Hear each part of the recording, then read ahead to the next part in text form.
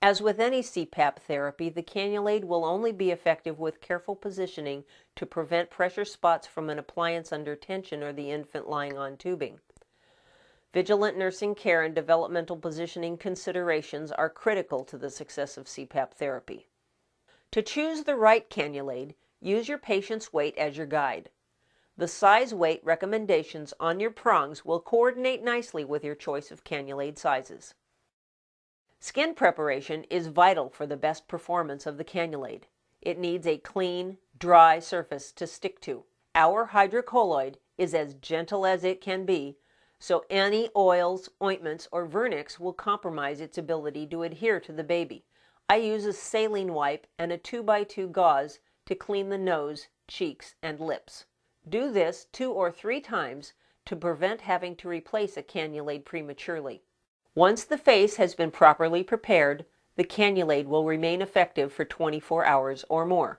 Using the cannulaide with the over-the-head style CPAP systems requires a different technique, as the prongs in these systems are quite soft.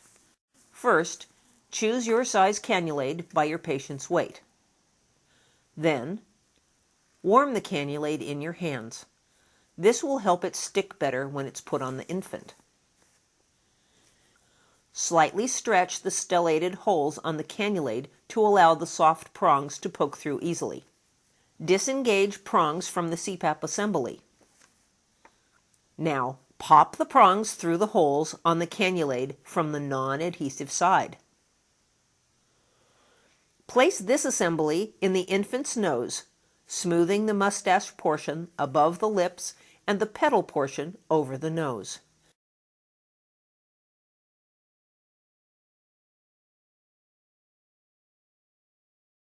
Then attach the CPAP assembly to the prongs. This takes only a few seconds. After the cannulaide has accommodated the prongs in the moist, warm CPAP environment, it will allow the prongs to be replaced easily after prong care.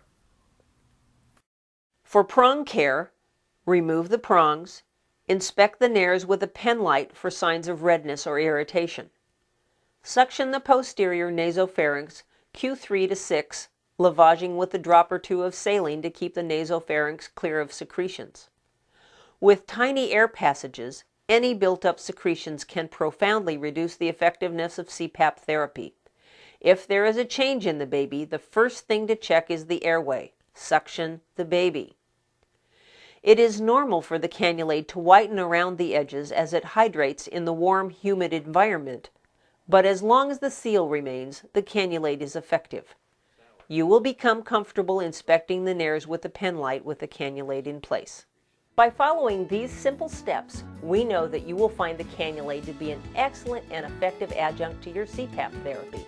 Fewer complications means that your job's easier and the babies get the best possible care.